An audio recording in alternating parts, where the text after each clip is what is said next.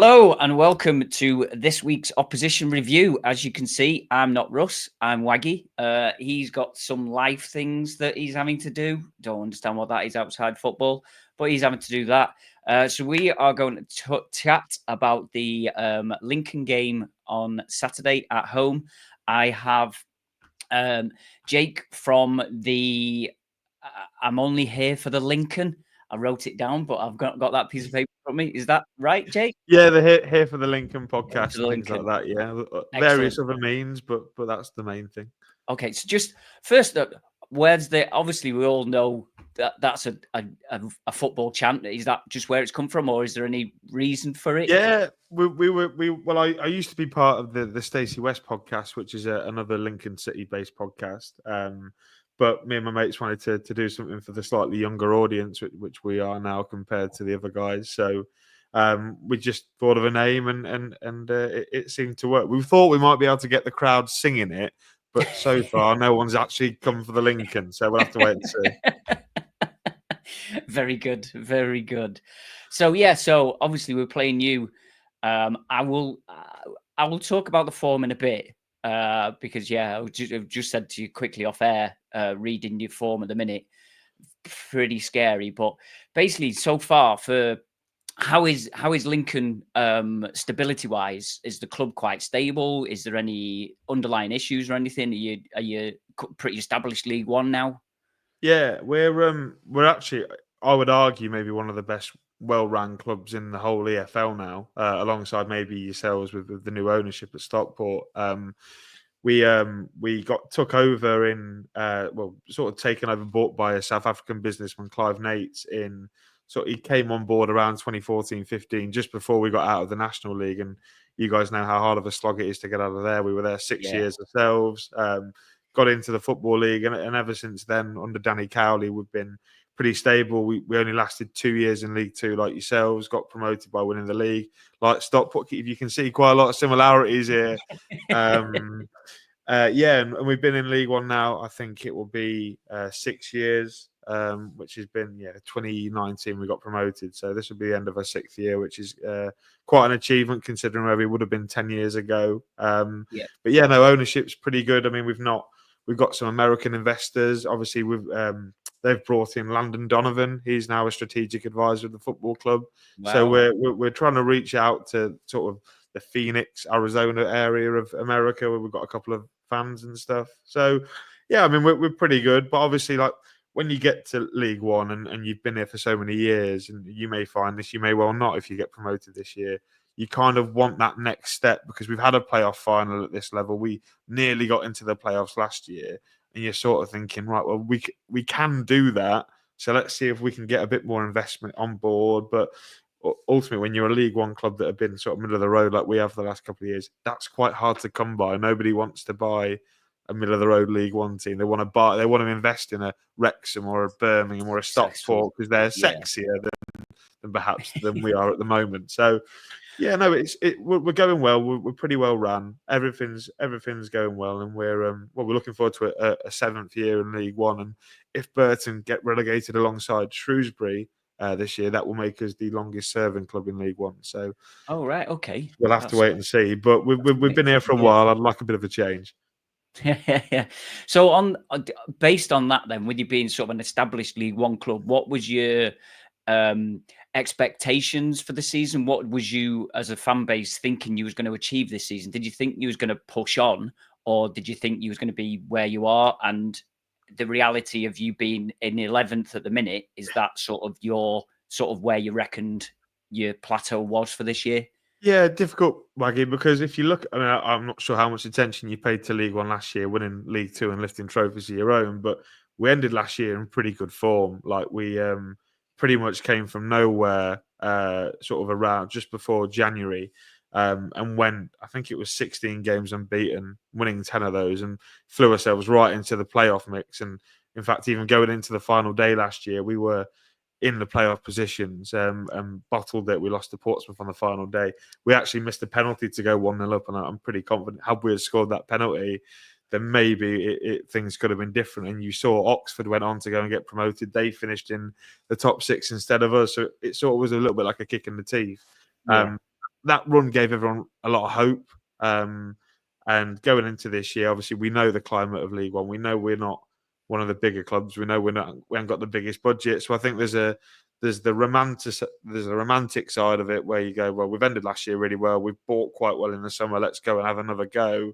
Whereas you look at maybe your more realistic fan and go, well, the budgets have gone up. The clubs from underneath others in terms of you guys and Wrexham have come up. There's Birmingham. There's already Peterborough, Barnsley, Rotherham. Yeah. I was expecting it to be really tough for us, and we're Okay. probably about where we are. I mean, speaking to the chief exec and the director of football, they say we have the 19th biggest budget in the league. So to be 11th in Above the league 19th, and it is still a really good achievement. But then obviously you have the fans that say last year, well, we got so close, why we're not going again. I think a lot of Lincoln fans are maybe eyeing up next year as a bit of a bigger opportunity for us because the league maybe looks a little bit weaker on paper this year. It was ridiculously strong in terms of budget. So, yeah, fingers crossed for next year. But I think we're about where we should be. Okay. Which is good. But I mean, we could finish as high as 9th, which would also obviously would account for a pretty good season. Right. Yeah. So was your heart sort of saying playoffs, and your head was like, yeah, we're about where we are. Yeah, Really, big yeah. time. I was a firm believer of us getting in the playoffs, but unfortunately, we were there at Christmas, but we've been on a really poor run. Ironically, after we beat you guys in Northampton in October back to back, and then we just went on an absolutely stinking run, and we've dropped away from it, which is a real shame. Yeah, but going off the back of that, looking at your last 5. I'll be honest, with seeing that you guys were in 11th before I was doing this today. Obviously, I'd not done any research. I'd just seen you're in the 11th. You're not getting promoted. You're not getting relegated. So I'm like, oh well, they're on the beach already. But looking at your form, your last 5 games, you've won 3, drawn 2, of which you've beat Huddersfield at home and beat Reading and Bolton away, and then you've drawn away at Charlton and at home at Shrewsbury. Away at Shrewsbury as well. That is promotion form. Yeah.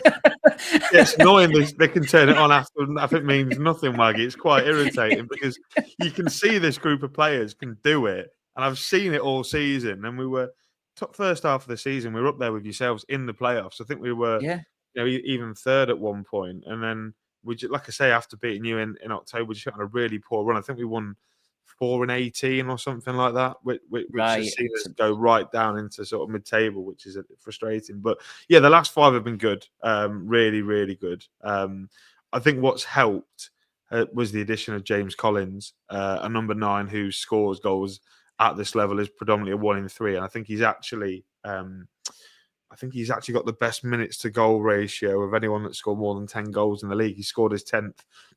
In that win at home against Bolton on Monday. So that's been a massive help. We've actually been the top scorers in the league since Christmas. So having a natural number 9 has actually really helped us. And yeah, the form has been good.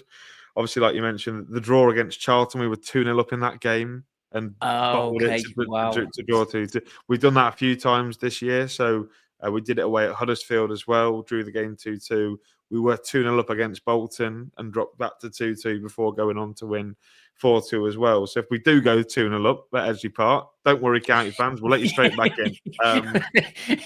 Just to force a habit, really. But yeah, no, they've been good. The Easter weekend was really, really good. A really good win away at Reading where probably should have been more than 1.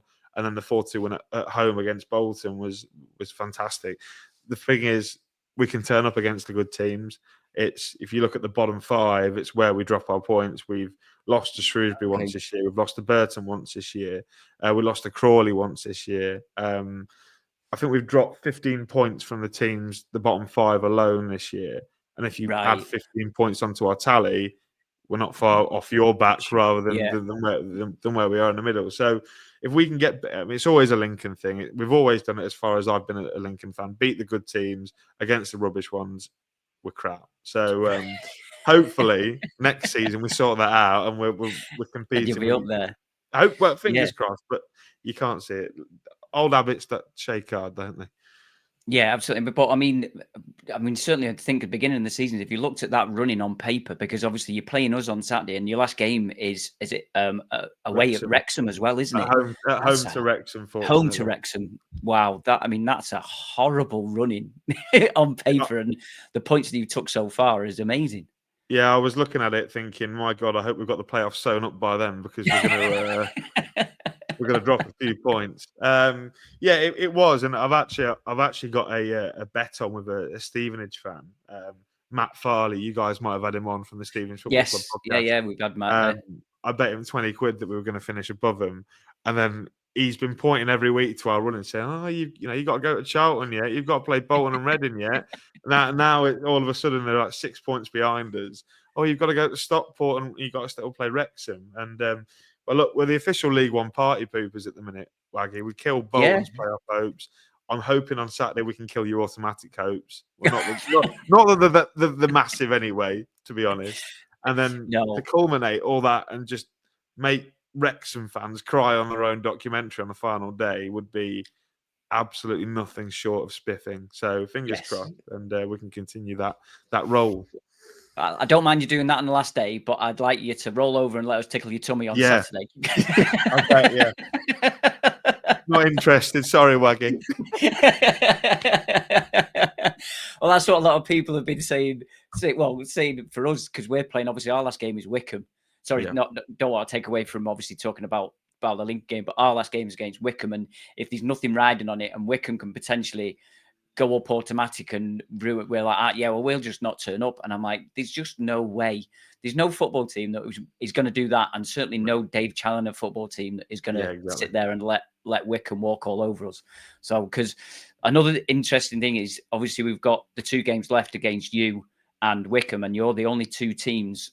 Obviously, because there's only 2 games left, but they're the only 2 teams that can actually do the double over us. No other team has done the double over us so far this season. Oh, So fantastic. we're out for revenge as well.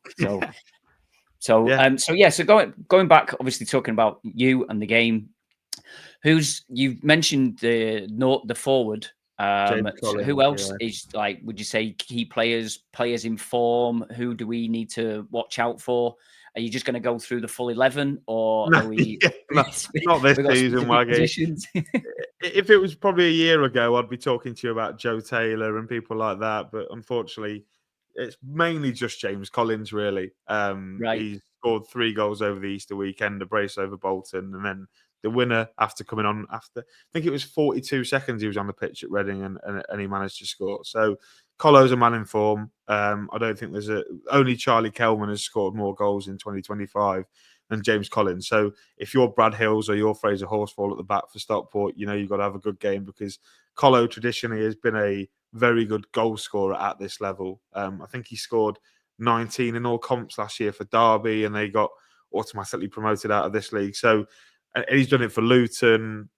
He's done it pretty much his whole career. He's a 1 in 3 sort of centre forward, and So well, he's continued. is he Go on. scoring all types of different goals then, or is it like, is he a Yeah. tall player? Is he? So is it? He's 34, so he's maybe not someone on paper you think stands out as a goal scorer, but he's a fairly big lad. He hasn't got the legs anymore, but his mind is like 5 steps ahead of everyone else, and you can tell like he's played at a really good level. He's played internationally for the Republic of Ireland, so you can tell he's a very good centre forward. And I noticed on Monday against Bolton that he was dropping deep, and linking up with because we play a 4-2-3-1 essentially, linking up with the Right. wide Okay. players, and they were then running at the fullbacks, and he was sort of riding late into the box. And but yeah, no, he's not yet. He probably isn't going to stand out in terms of when you look at him, but like once you see him play for 10 minutes, you'll go, right, okay, he's going to be a real pain in our backside essentially. Right. Okay. Other players that are on form, Ethan Hamilton, he's a sort of manc lad who came through at United. He plays in like the double pivot in front of the back four. He's been really good in recent weeks. Next to Ethan Arahan, who if you get to watch Ethan Arahan play football, you're quite a lucky person. He's a really good footballer we bought from St Mirren about 2.5 years ago now, 2023. Yeah, 2.5 years ago. he's going to go for big money in the summer. So whether you see him or not, we might be trying to arrest him so that we can sell him in the Make sure summer. he don't get injured. Just make sure we get that couple of £1 million. Yes, please. Thank you. He's just come back from an injury. I'd say you need to keep an eye out on Rico Hackett. I don't know if you would have paid attention to the socials. He scored a bit of a worldy free kick against Bolton where the goalkeeper. Oh, is that the one where he curled it round the wall along the floor? And yeah, well, it was about 30 yards out, and it just misses the post as it goes in. So he's been pretty good. He's sort of played as a number 10, despite him being a real winger. So we've got a couple of players in form, and the one player I always point people out to, not to run through our entire 11, is Paudie O'Connor. He's been a real rock at the back for us. He's one of the highest performing centre backs in the league this year in terms of aerial duels won, free kicks, corners. We've scored 30 goals from set pieces this year, which is the most in the EFL by at least 6. So I'd say that's a real strength of ours as well. And Paudie is often the one getting on the end of them. So yes, quite a few players there for you to keep your eye out on. Yeah, absolutely. Sounds like it's a good spine of the team, realistically. Yeah, I could have mentioned the goalkeeper, like George Wickens. I'll mention everyone now. Yeah, no. You guys will just say the 11. Yeah, George Wickens has had a really good sort of last couple of months or so since coming back from injury. We signed him from Fulham. He turned down a 5-year contract at Fulham to come and be a regular number 1 at League One level, and he's really grown into that number 1 shirt. And he's 23 as well, so someone that we see with a really bright future. Excellent. So from that flip side, then, what do you know about our players? Who do you think where our threats are going to come from? Is there anybody that stands out for you? Do you know anybody from our team? Yes, ironically, I cover League One on League One Live with Nappers, or he's the Fleetwood fan. If you've seen the Fleetwood fan who does vlogs, bless him. We do a League One Live every Sunday night where we look at the whole division. Right. And ironically, I get quite a good look at Stockport, watching the extended highlights and things like that. And if it was maybe 6 months ago, the answer would have been quite easy, just saying Louis Barry. But I actually admire the way that Stockport have become a better side without Louis Barry. I think the game at Central Bank, you were quite reliant on him to provide a spark of quality, hence why you got beat just about. Whereas now the threat comes from all over the pitch. You've got, Ollie Norwood and Lewis Bate in midfield pulling the strings, who are two outrageous players for this level. Ollie Norwood especially. Tanto Alafe up front. I think he scored the goal at our place. Really good centre forward. You've got a couple of ex-imps that are doing well at the minute. Carl Wootton.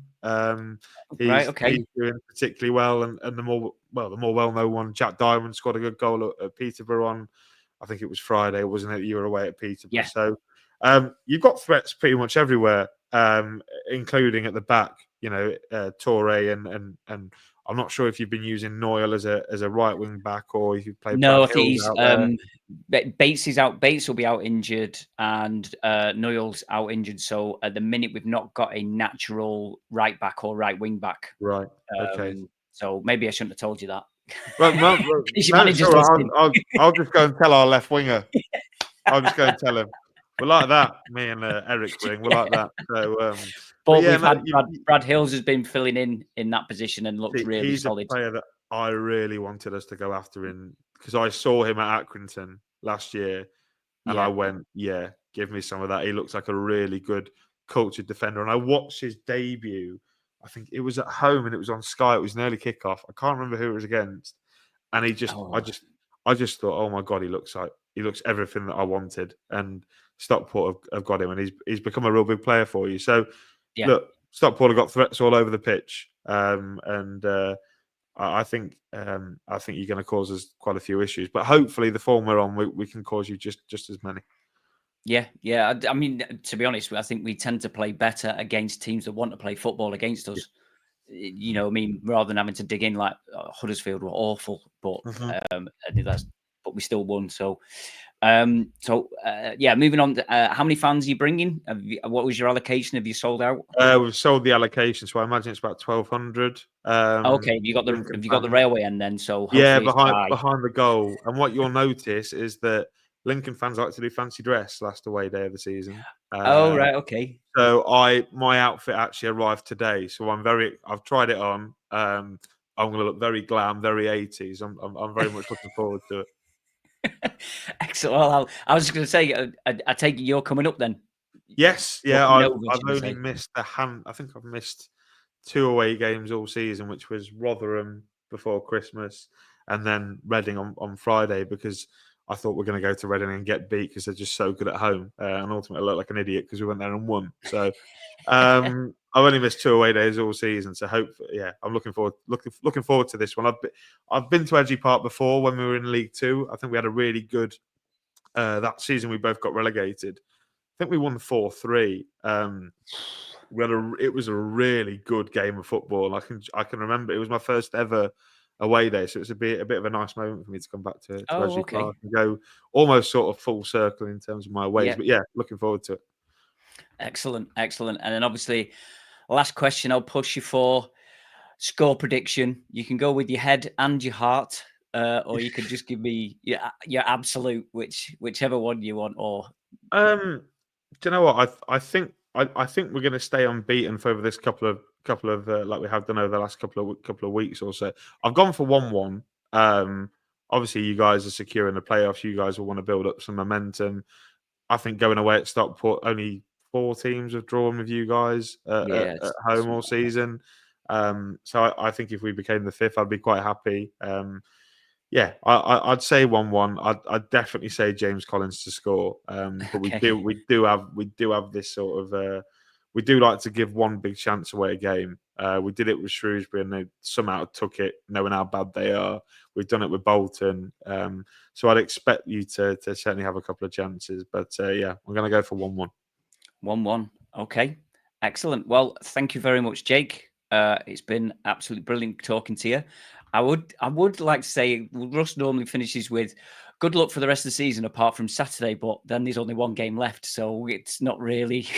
I think everyone's wishing us luck next Saturday because everyone wants to see Oh Wrexham yeah, Bottle. absolutely. Yeah, definitely good luck for next Saturday. Definitely. So anyway, thank you very much. Thank you to obviously everybody that does listen to this or does watch this. And I will catch you at the game and maybe see you, Jake. See you in between all the fancy dresses. Yeah, We can you try won't and pick out recognise me. I won't look anything like this. I've got a big fuzzy wig to have on and a headband and some Oh 80s right, gear. So right, okay. you might spot me. I'll try. We'll try and spot you. We'll try and spot you. Anyway, thank you very much, Jake. Cheers, everybody. Bye now.